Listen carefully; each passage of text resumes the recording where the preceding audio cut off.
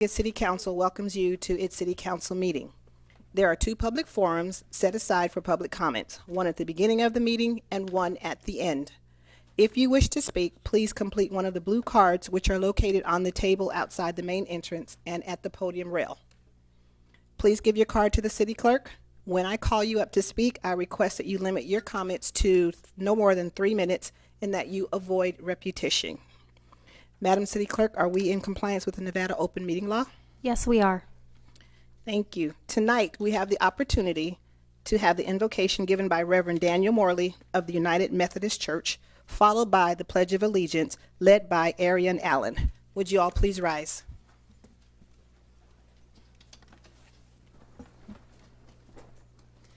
Let us pray. Eternal, everlasting, and almighty God, bless us now with your holy presence and the leadership gathered here, that they will make decisions out of your mercy and justice with a boldness filled with your grace.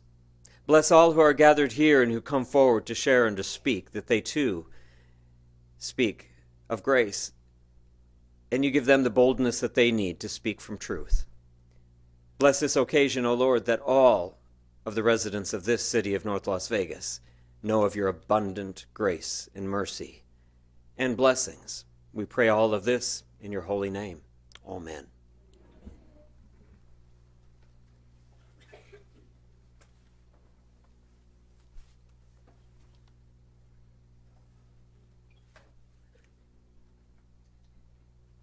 Please join me. Oh, I'm sorry. Oh, I'm sorry. Please join me as reciting the pledge. Ready? Begin. I pledge allegiance to the flag of the United States of America and to the republic for which it stands, one nation, under God, indivisible, with liberty and justice for all.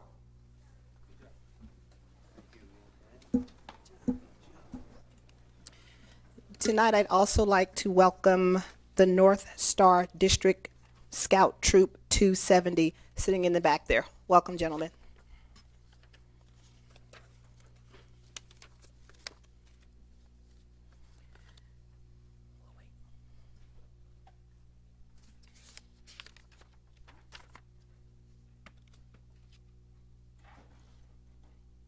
Go ahead.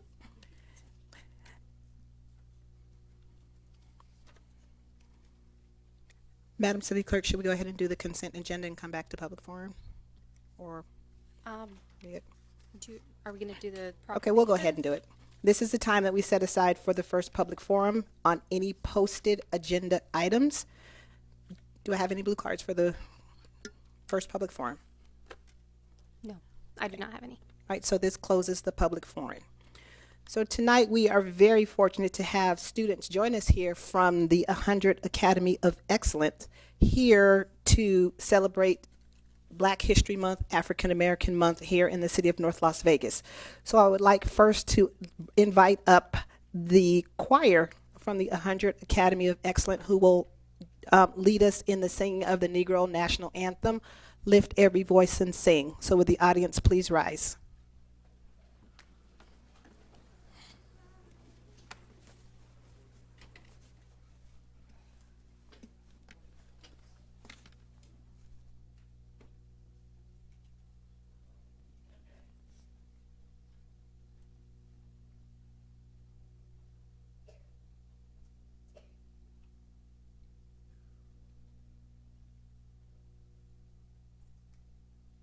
Lift every voice.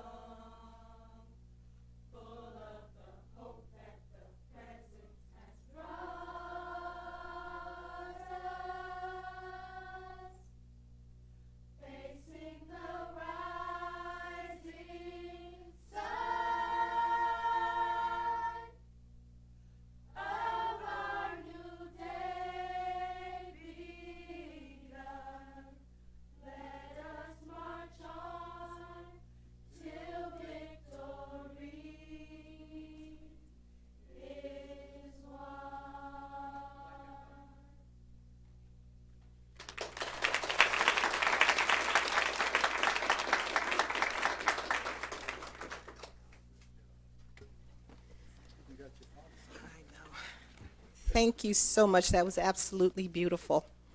At this time, also still in celebration of Black History Month, we held an art history contest. And this was the brainchild of our city attorney, came up with this fabulous idea. And the criteria for the art contest was based off of the theme honoring African American heroes, veterans, military, law enforcement, and first responders.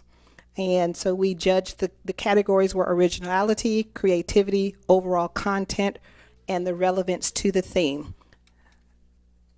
So if council, if you want to join me down in the floor in just a second. And following that, after we do our award presentations, we also have two proclamations tonight. Fire Chief Jeff Lytle will recognize the Combined Communication Center for earning Accredited Center of Excellence accreditation and becoming the 209th Emergency Medical Dispatch Accredited Center in the world. Second one, Councilman Churchill will present a proclamation to proclaim February 2016 as Turner Syndrome Awareness Month. So if you just join me down, council, please.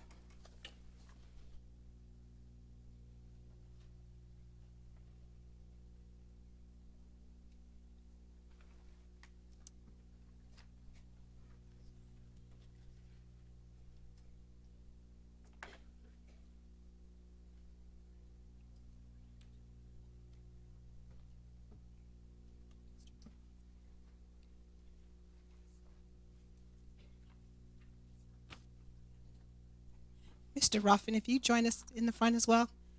This is the art teacher from the 100 Academy of Excellence. Let's give him a round of applause, please.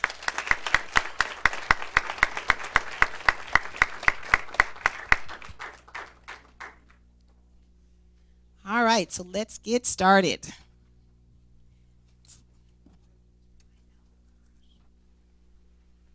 In kindergarten, our third place winner is Mila Jackson.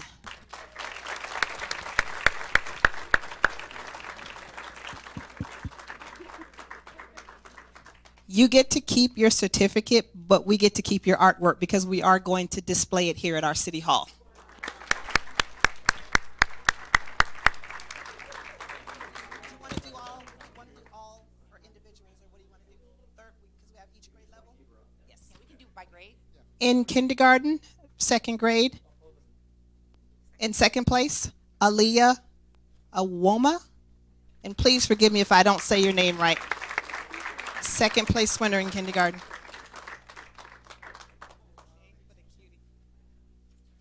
And our first grade kindergarten winner is Oscar Barreto. First place. First place winner. And these are our kindergarten winners.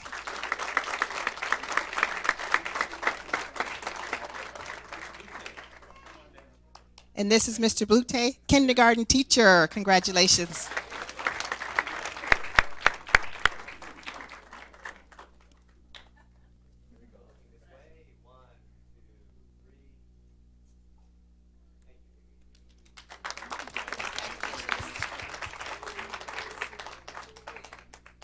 All righty, moving on to first grade. Our third place winner in first grade is Micaiah Williams.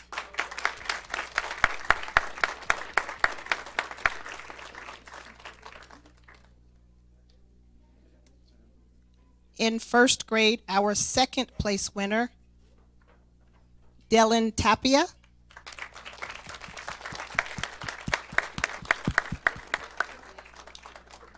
In first grade, our first grade winner, Ariana Tagoma.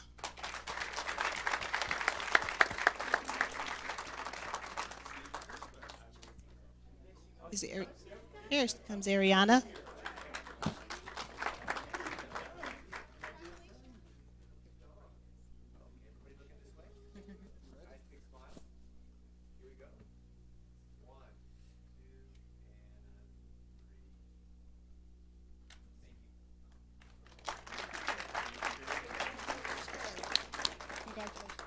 All right, second grade, our third place winner in second grade is Pernaya Lee. You want to mess up that beautiful name. We'll make sure she gets her certificate. Our second place winner in second grade is Kylie Williams.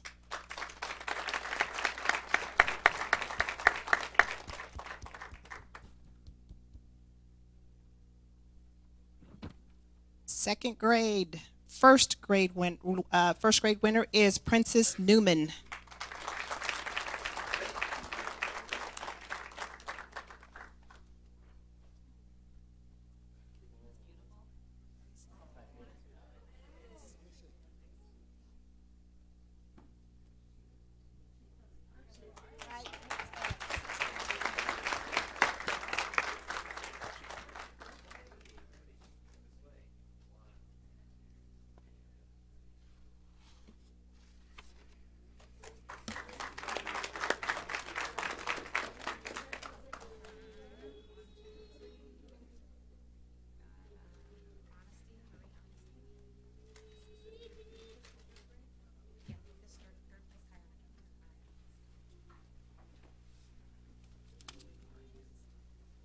All right, in third grade, our third place winner is Kayana Johns.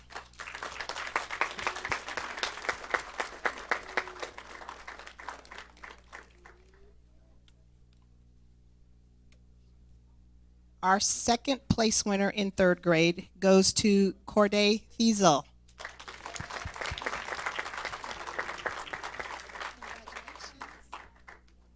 Our first place winner in third grade is Zanaya Rogenson Bowie.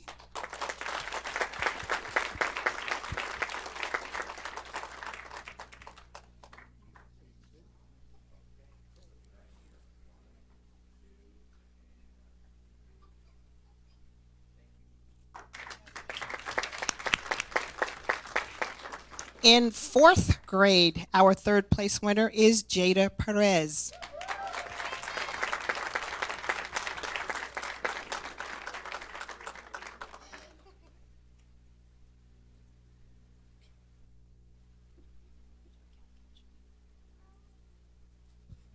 Our second place winner in fourth grade is Betania Pinedo Cisneros.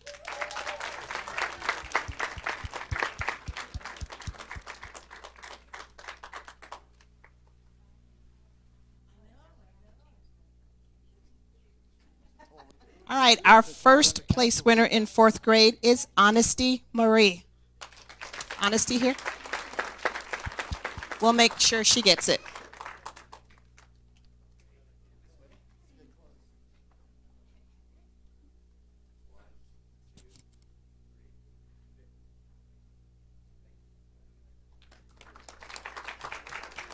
Last but not least, fifth grade. Our third place winner in fifth grade goes to Kaylin Lemus.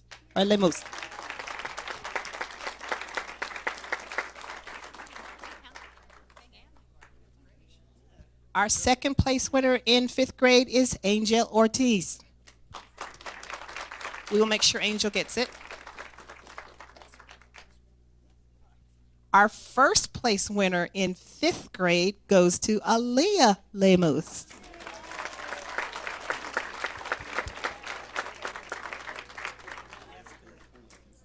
Oh, they are? Double talent, huh?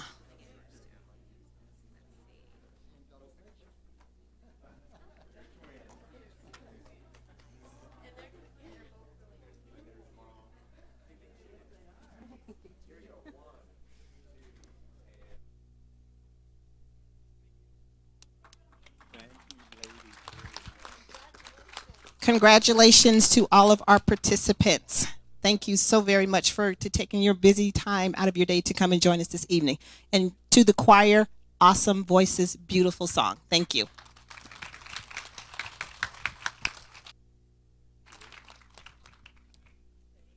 Chief Lytle. You've got some very talented kids. Good job. Thank you.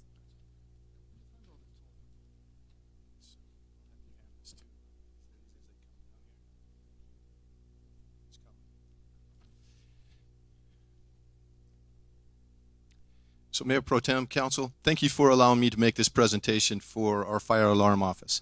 Our fire alarm office was just recently accredited.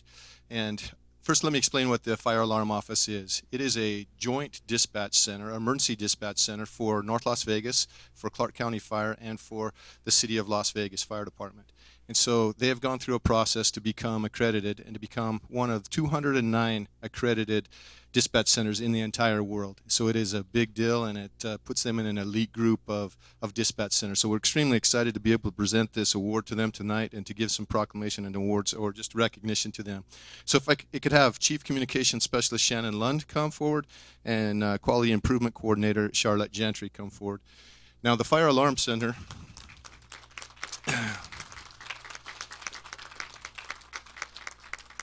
these ladies have been instrumental in putting together a process to ensure that we could go through this and be able to achieve this award. So we're greatly appreciative of all the work. The Fire Alarm Office currently is under the direction of Las Vegas Fire and Rescue. So I'd also like to recognize Fire Chief Willie McDonald and Senior Deputy Fire Chief Tom Miramanis. So please give them a round of applause. This dispatch center is extremely busy. They processed over 407,000 calls last year, an extremely busy system. So again, proclamation, and again, Mayor Pro Tem and Council, thank you for allowing me to do this proclamation for you. So ACE accreditation for the Fire Alarm Office Combined Communications Center, whereas in December 2015, the Fire Alarm Office Combined Communications Center became the 209th Emergency Medical Dispatch accredited center in the world.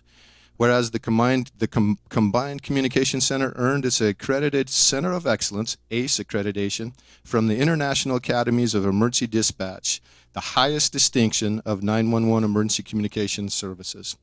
Whereas International Academies of Emergency Dispatch is a nonprofit, standard-setting organization promoting safe and effective emergency dispatch services worldwide and comprised of allied academies for fire, medical, and police dispatch.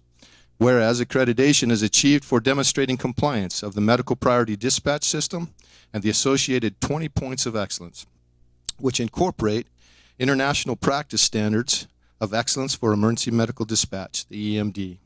Whereas accreditation is an independent review process that encompasses all aspects of fire service operations and performance indicators that evaluate emergency dispatch services based upon the comprehensive training and performance of staff in responding to calls, as well as in working with local responding agencies on policies, procedures, establishing training and quality assurance processes. Whereas accreditation assures the community that the Combined Communication Center has a defined mission and objectives in promoting a vision of safe community. Now, therefore, we, the City Council of the City of North Las Vegas, do hereby proclaim February 17th, 2016 as Fire Alarm Office Combined Communication Center Day. And North Las Vegas is recognized as the Fire Alarm Center for being a dynamic and progressive agency that has managed to keep pace with the population growth and service demand increases, while simultaneously adding resources that not only serve the growth area, but provide improved in-depth emergency services and related services to the community. Thank you for your service.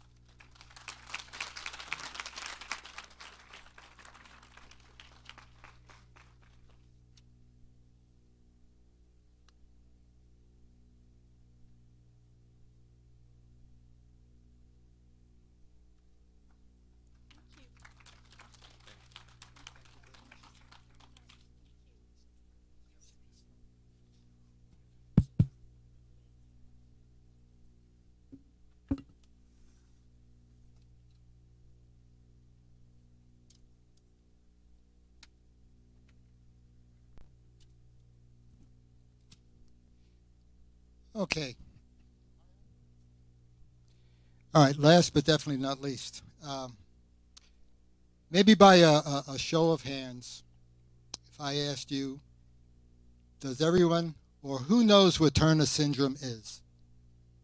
Anybody in this chambers know what Turner syndrome is? Okay. I know we know two people that know. Actually, there's more than two, including myself now. Maybe about a week or so ago, Cheryl, who happens to live in Ward 4, sent an email in to myself and Mayor Lee asking us about Turner syndrome and having the city attempt to make our residents aware of this particular disease. I could tell you that I had no idea what Turner syndrome was, and I have a daughter and 3 granddaughters. It's an affliction that hits only women, starting at birth, and if not caught early, could lead into other problems, heart conditions, stunt growth, vision issues. Many people have this across the country, but because it seems like it hasn't been brought to the forefront, many doctors either misdiagnose or don't diagnose it. And there is, I believe, a test that can be given if the doctor's aware to determine whether or not the young lady or adult woman has this particular problem. So the mayor and I, when Cheryl came to us, she had asked us if we would consider making February 2017 Turner Syndrome Awareness Month. If you know that it takes a little while to get everything scheduled for posting on an agenda, to have it posted timely. When she came in with husband Chuck, I think it was Wednesday or Thursday of last week, which seems like a long time before the council meeting, but it's not really for posting purposes. So when we sat down together, the mayor says, well, why do we want to wait until 2017? And that was a good question. So he was nice enough to go ahead and have staff put this on our agenda for tonight. And we had requested a proclamation. And there was no reason for us to have Cheryl and Chuck and everybody else wait another year when we could be bringing the awareness to the people right now.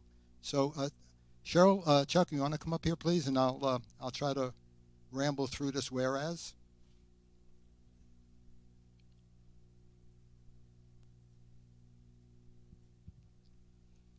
Whereas Turner syndrome is a non-inheritable chromosomal disorder that affects 1 in every 2,500 live female births, and whereas risk of aortic dissection is increased by more than 100-fold in young and middle-aged women with Turner syndrome, and whereas early diagnosis ensures a complete cardiac screening and can facilitate prevention or remediation of growth failure, hearing problems, and learning disabilities, and whereas with the help of medical specialists and a good support system, a woman with Turner syndrome can live a happy, healthy life, and whereas individuals with Turner syndrome have an increased risk of nonverbal learning disability in school and at work, these impairments can cause problems in math, visual, executive function skills, and job retention.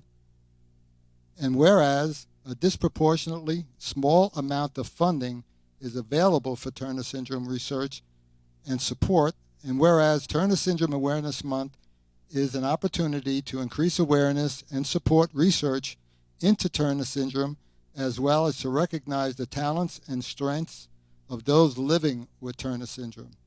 Now, therefore, we, the City Council of the City of North Las Vegas, do hereby proclaim February 2016 as Turner Syndrome Awareness Month in North Las Vegas, and encourage our citizens to become more aware and support of this cause. Thank you. Put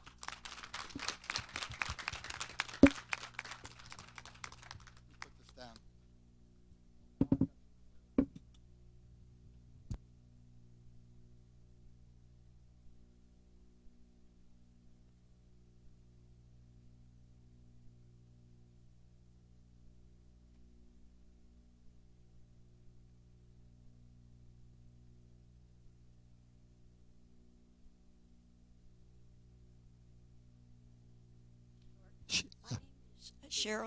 Cheryl Strauss, and I was born with Turner syndrome. I didn't know I had Turner syndrome until I was 50 years old, and that was because of a friend of mine. Her and I knew each other for a few years, and we were talking. We were both short, but a lot as women are, and we started talking about other things like we both had early hearing loss and other difficulties. And then I thought, she told me she had Turner syndrome, and I thought, well, maybe I do too. So I had a test called, it was called the karyotype. I asked my doctor to do it when he was doing some blood work for carpal tunnel surgery I had to have, and sure enough, I have it as well.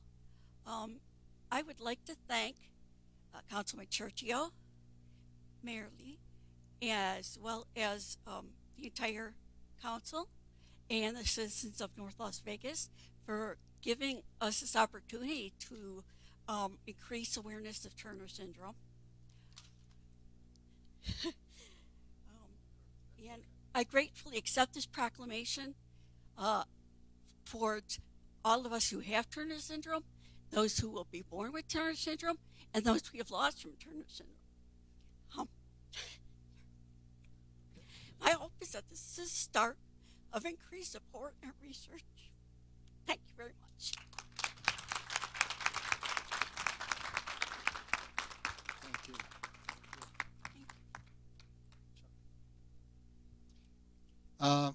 Mitch, maybe we could put something on our Facebook with a link you can get with Cheryl afterwards, so we could have the people that aren't here tonight in the community help them be more aware of it. Thank you. Thank you all.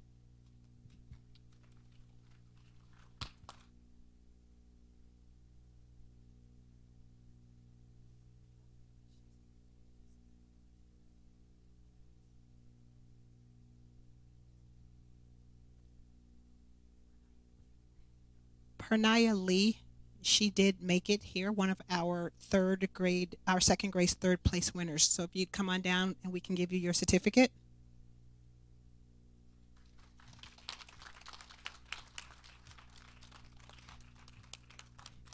And then I'd also like to introduce the principal of the 100 Academy of Excellence.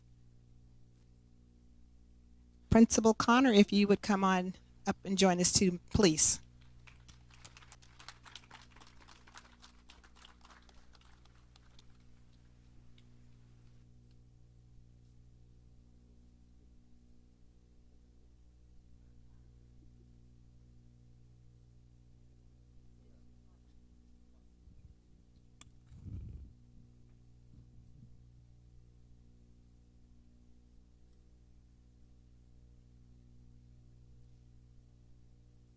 And if I could just make one statement, I just wanted to really thank, of course, Principal Connor for having your children be here to actually sing and to participate in the art contest, and of course, Mr. Ruffin. And I just wanted to just take a point of order, if I could, to thank Heather McAllister of the City Attorney's Office, who was also very instrumental in coordinating all of this. Thank you, Heather.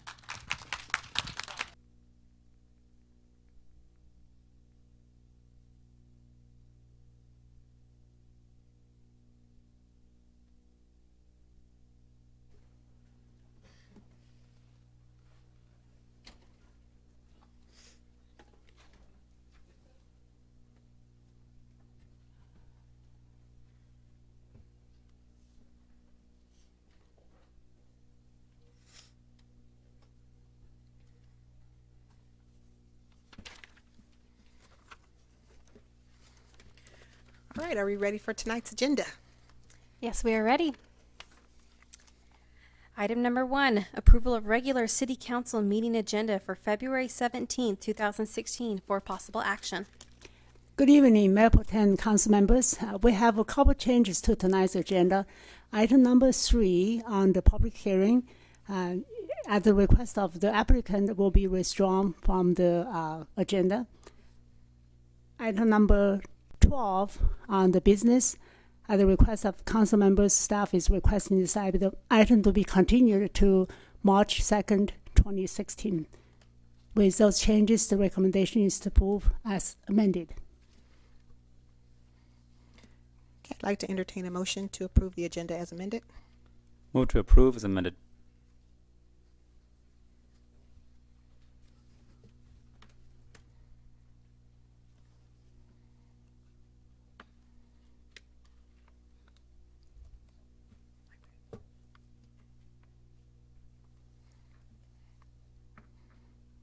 Motion passes. Set future public hearing dates. Set date on any appeals filed or required public hearings from the City Planning Commission meetings. Thank you, Madam City Clerk. I so direct you to set any appropriate dates as needed. So noted. Thank you very much.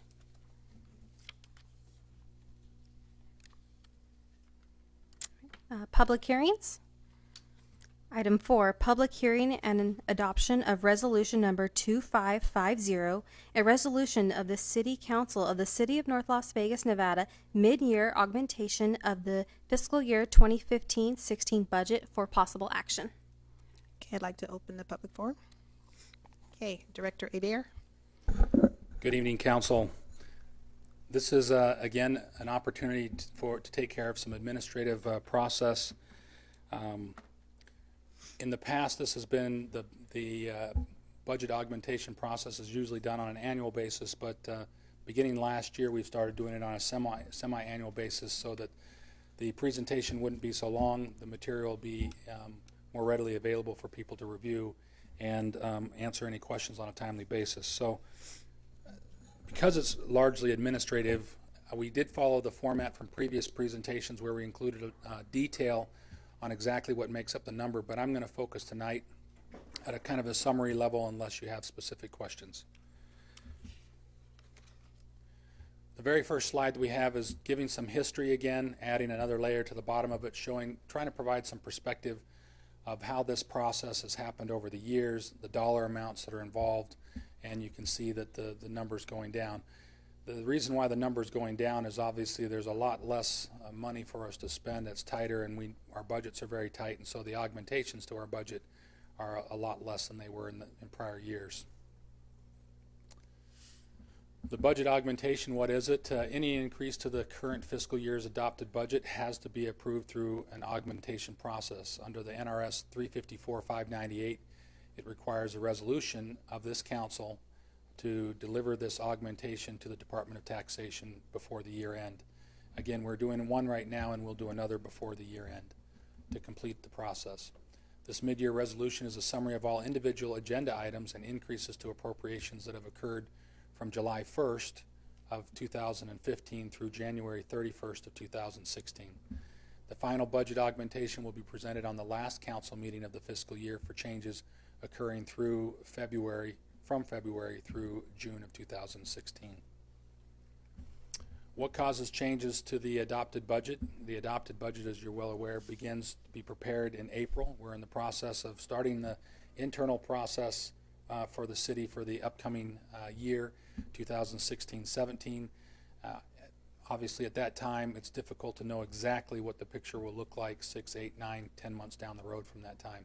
So the budget augmentation process allows us to update our budget to reflect things that could not be possibly known, most likely at the time that the budget was prepared. Those items would include grant awards, which we would apply for but wouldn't know whether we had received them or not, both the receipt of the funds as well as the expenditures that go along with it. It includes expenditures with reimbursement revenues, situations that might, it's kind of self-explanatory, an expenditure that comes up that wasn't in the budget, but it's being replaced by a revenue, and it's passing through the city's budget, just purely passing through the city's accounting books. The third is operating unknowns, unexpected projects, sales, purchases, relocations.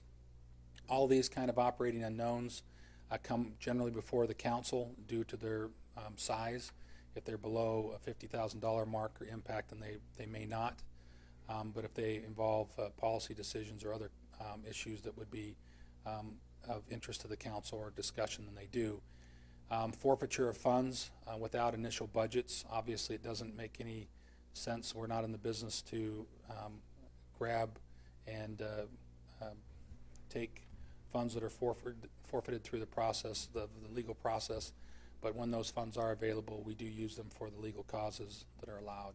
So we add those to the budget and the expenditures. And then capital project rollovers. This is the greatest amount. This has to do with things like the Kyle Ranch Park or the police department relocation or public works projects like Losi and Simmons or other public work or utility projects such as water or sewer bolstering. These projects may be in process at the end of the year, and therefore we find out what unspent dollars are related to those projects, move them over to the new year so that the project can be continued and completed.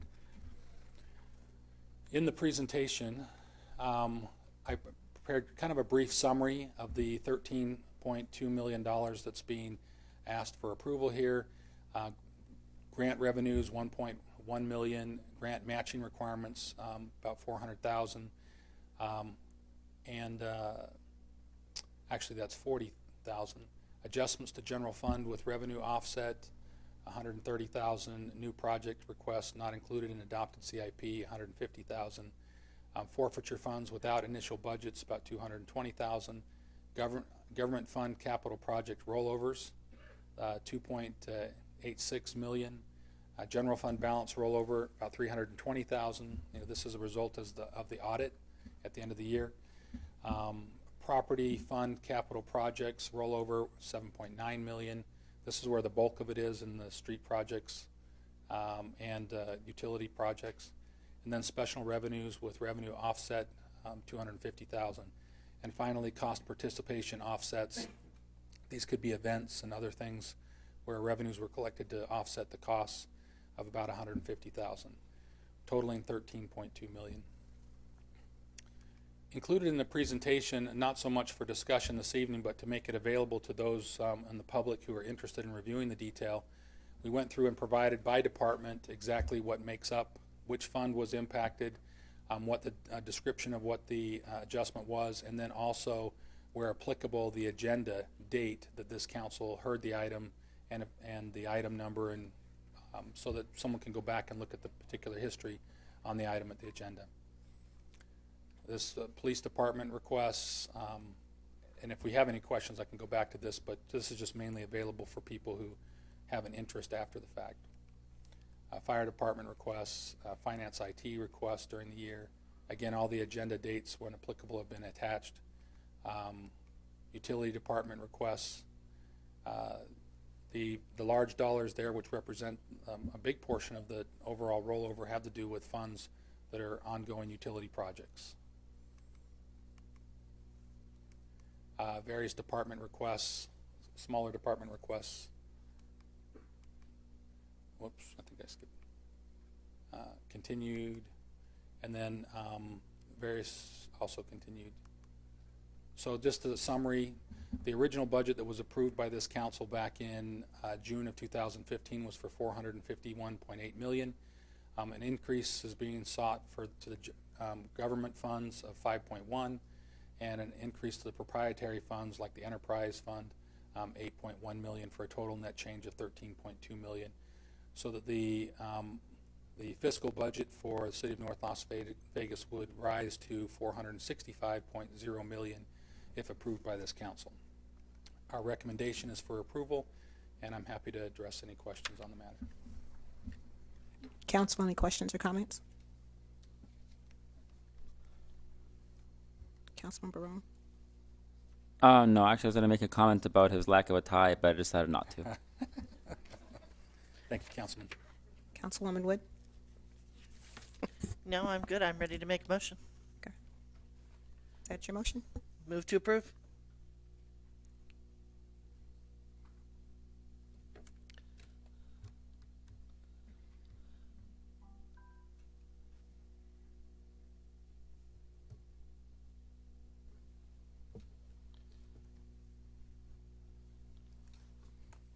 Motion passes. Moving on to consent.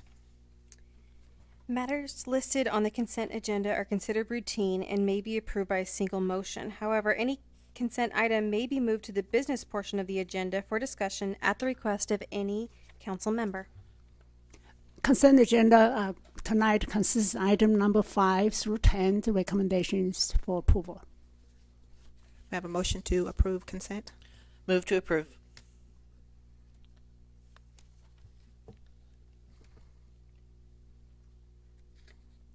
Motion passes. Moving on to the business portion of the agenda. Item 11, annual agreement with Oracle America, Inc. in the amount of $100,492.23 using the competitive bidding exception per NRS 332 Local Government Purchasing Act for annual software maintenance, technical support, and software updates for a portion of the city's Oracle database and application software for possible action. Any questions or comments? Okay, I'll take a motion. No, I was going to make a motion to approve.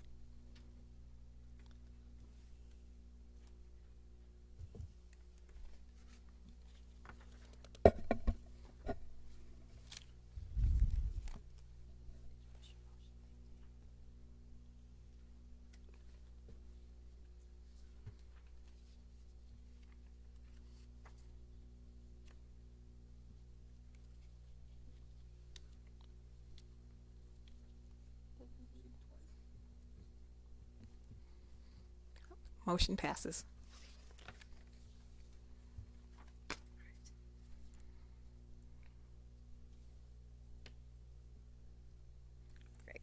Item 13, agreement to use local government contract with Crawford Doors Sales of Nevada in the amount not to exceed $16,920 per fiscal year using the competitive bidding exception per NRS 332 Local Government Purchasing Act to purchase maintenance service for various electric gates, doors, and fences throughout the city for possible action. Questions or comments? I'll take a motion. Move to approve.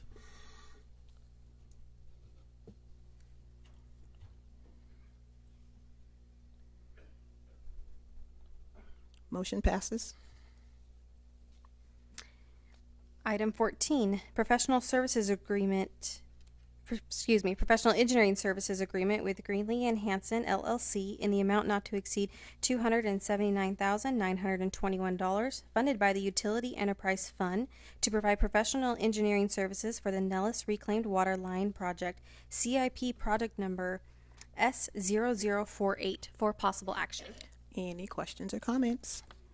Move to approve.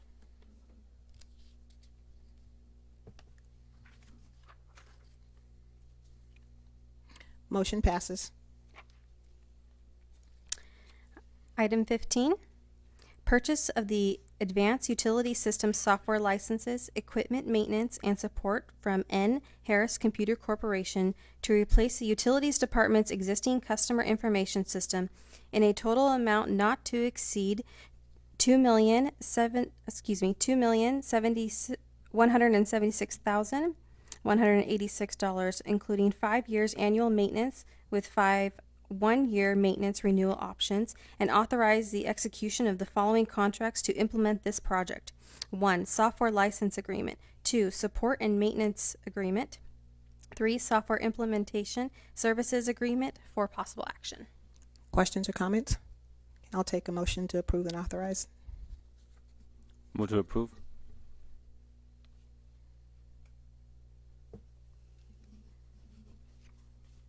Motion passes. Ordinance's final action. Item 16.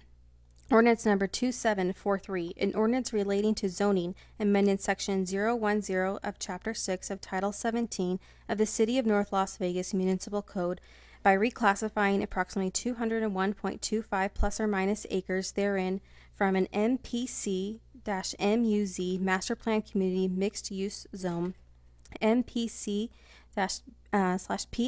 Master Plan Community Public Semi-Public, MPC RZ10 Master Plan Community Residential Zone up to 10 dwelling units per acre, MPC RZ113 Master Plan Community Residential up to 13 dwelling units per acre to a PCD Planned Community District ZN-02-16 Villages 3 Tule Springs for property located at the northwest corner of Deer Springs Way and Revere Street, and providing for other matters properly relating thereto for possible action. Council, any questions or comments? If none, I'll ask for a motion. I'll make a motion to approve.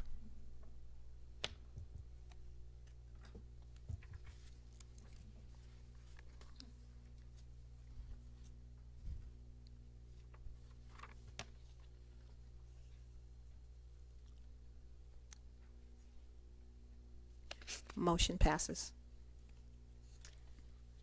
Item 17, ordinance number 2744, an ordinance amending Title 17 of the Municipal Code of the City of North Las Vegas relating to zoning ZOA-01-16 by amending Title 17 zoning ordinance, Section 17.20.010, Table 17-20-1, permitted use table to allow indoor recycling centers as a special use in an M1 Business Park Industrial District and providing for other matters properly related thereto for possible action.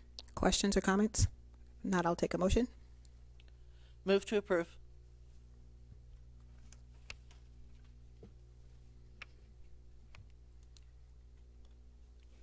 Motion passes.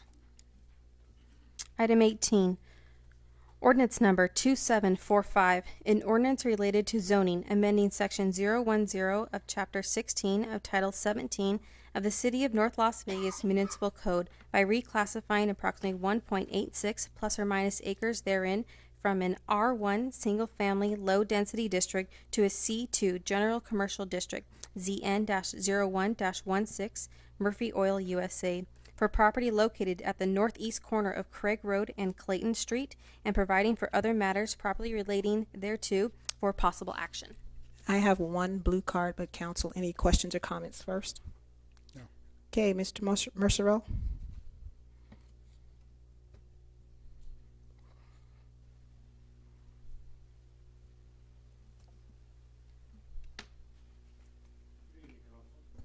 My name is Bob Mercero. I live at 4836 Crystal Sword Street, North Las Vegas. I wanted to say something about Murphy Oil. They did everything the way they should do, and they should be a good example or for what other people should be doing that are coming before you. We went to their community meeting, which was outstanding. The answers were there for us every time a question was asked or anything like that. We went to the planning and told them the same thing, and we're very much in favor of going through and passing this. Thank you very much. Thank you. Seeing no other blue cards, no other comments, I'll entertain a motion. I'll make a motion to approve.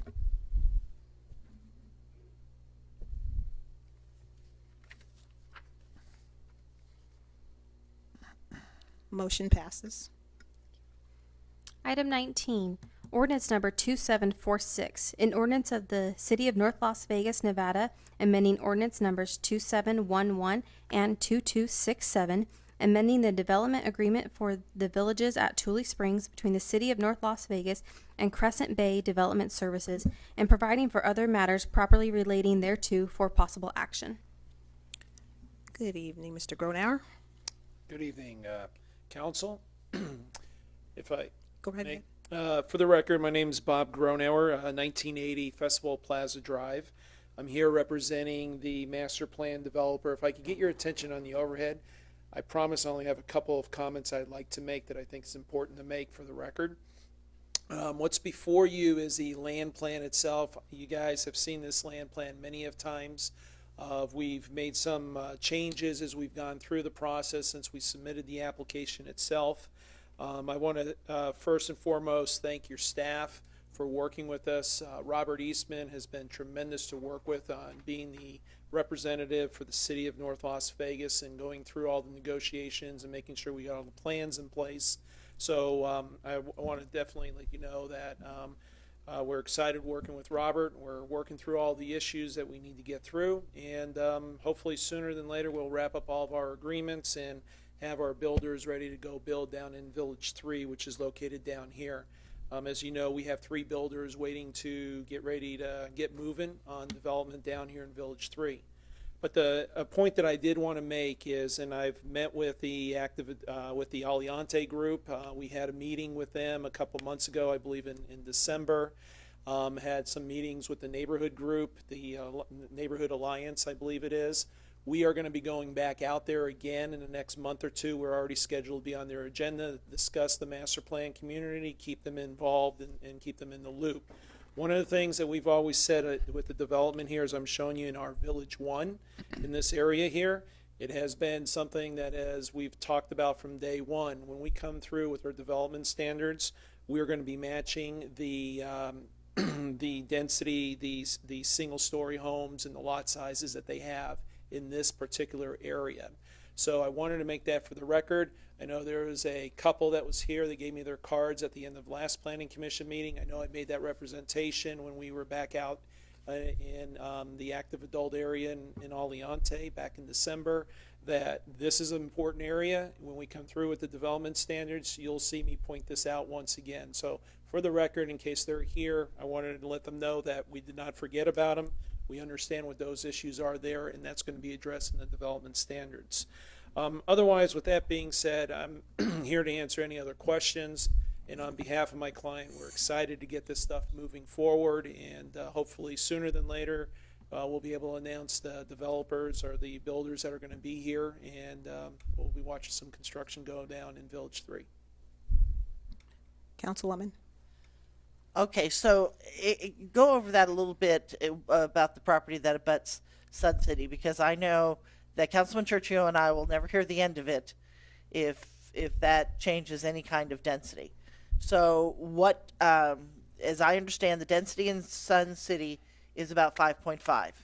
And although the color has gotten darker and the density is increased a little bit based on that color change, that is still keeping you within the range of about that 5.5 in that area. That is our intent, and then the standards is we want to make sure that we address this parcel here, that you will have that type of density which is similar.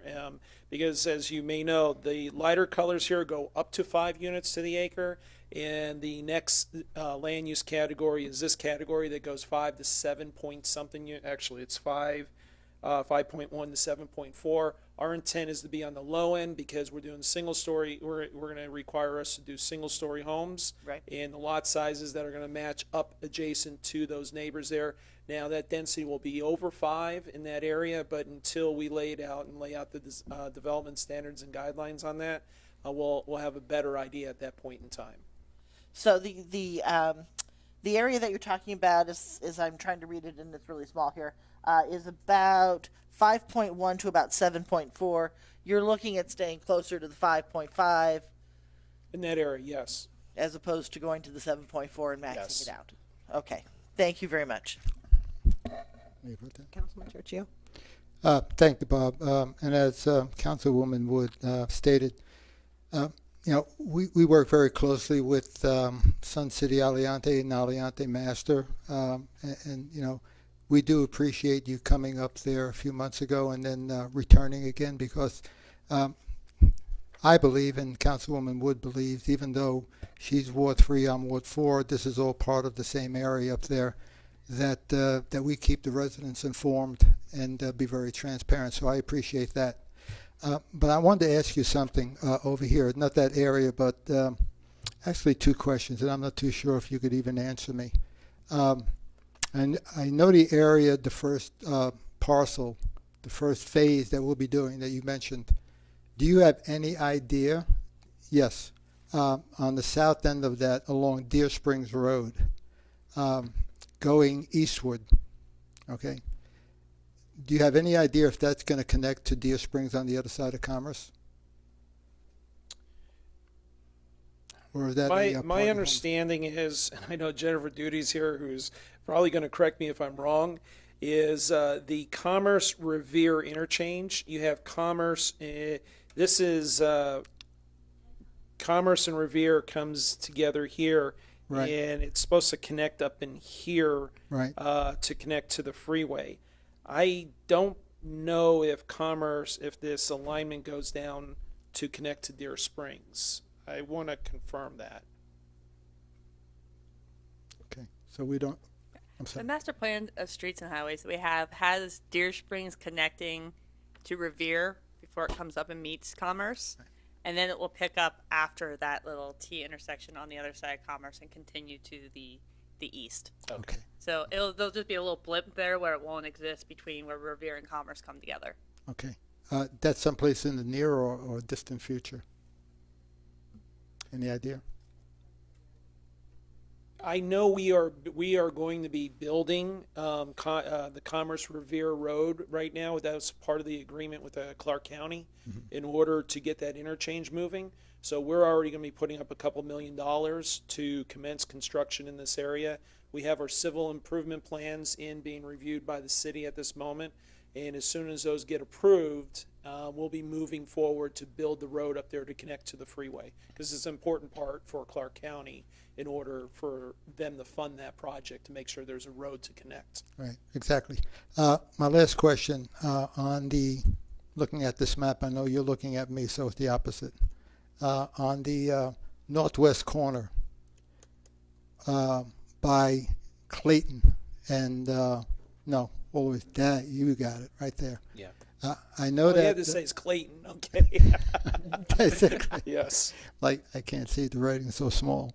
I know, speaking with the residents over there on the west side of that, which is the gated community, Autumn in Springdale, they expressed a concern at the very outset about multifamily right up against them over there. Yeah. And I know we discussed that. So where are we with that? I'm actually at the Planning Commission meeting. One of the changes that we made, this was the higher density in this area, it was on parcel 3.01. So we reduced that. I'm working with you at your request to, and the neighbors, because, you know, a couple of neighbors came out and asked. We knocked that down to single family residential. And by doing that, it had a chain reaction of our density. We had to move our density around on the project itself. But the fact of the matter is that this is no longer a multifamily site, and that is one of the things that we discussed with you and those neighbors, and we made that change subsequent to the Planning Commission to make that official. So your issue and the neighbor's issue has been addressed through this process. Thank you very much. I could tell you that our residents out there and myself are really excited about this project, and you know, we're looking forward to it beginning and being a part of making it happen. Thank you very much, Bob. Councilman Barone, do you have any comments, questions? Okay, I'll take a motion, please. I'll make a motion to approve.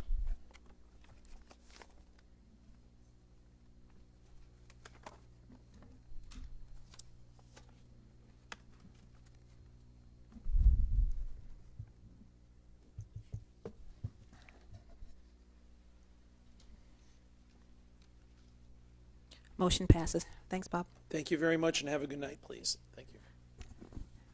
Okay, now on to the appointments portion of the agenda. Item 20, appointment of a resident commissioner to the Southern Nevada Regional Housing Authority for a 4-year term for possible action. And Ms. Davis, are you still here?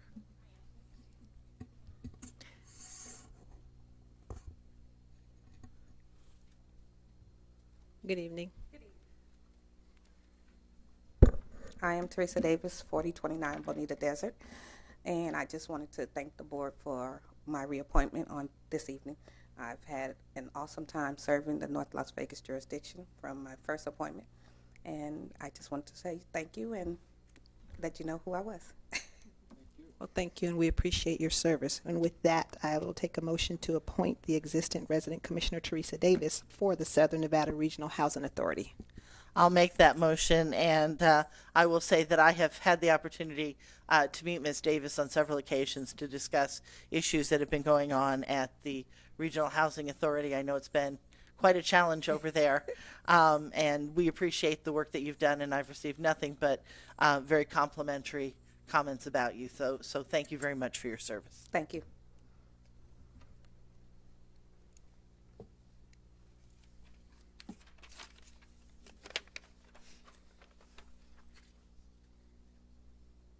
Motion passes.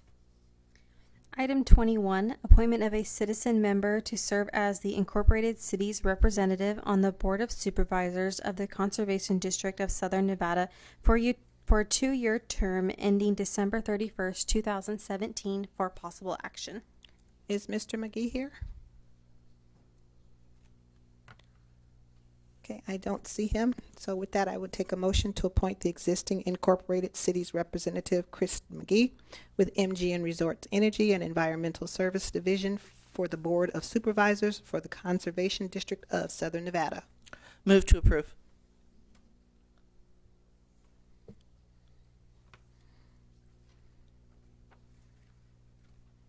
Motion passes. On to the city manager's report. Dr. Liu, do you have any items you would like to update us on this evening? No additional items to report. Thank you. Thank you. Council members, any council items this evening?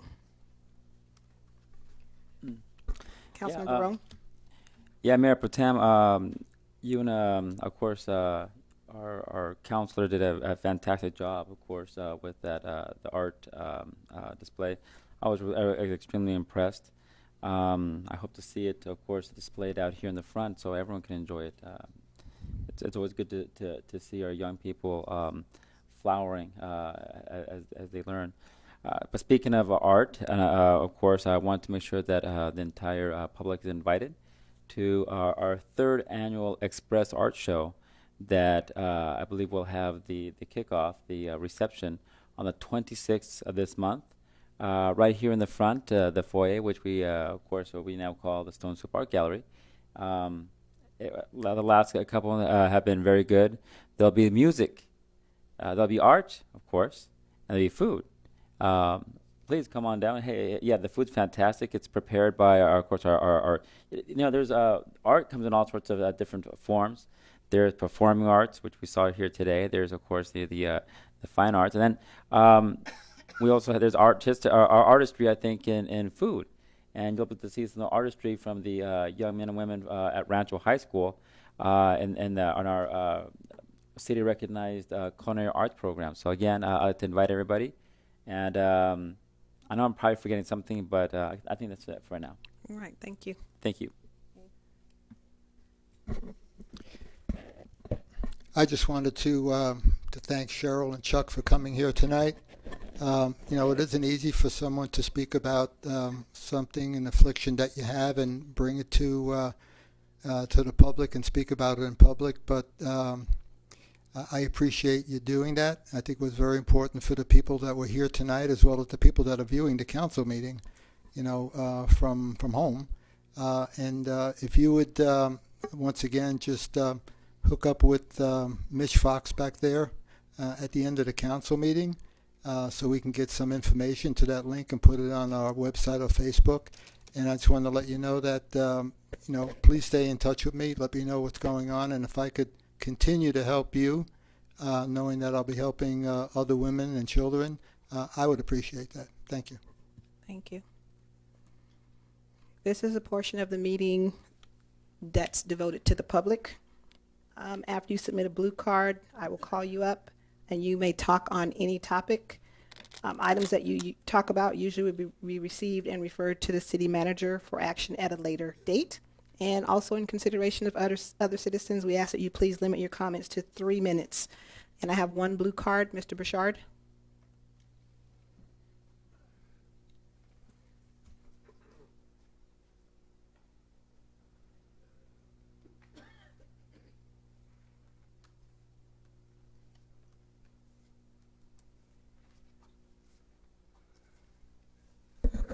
Good evening.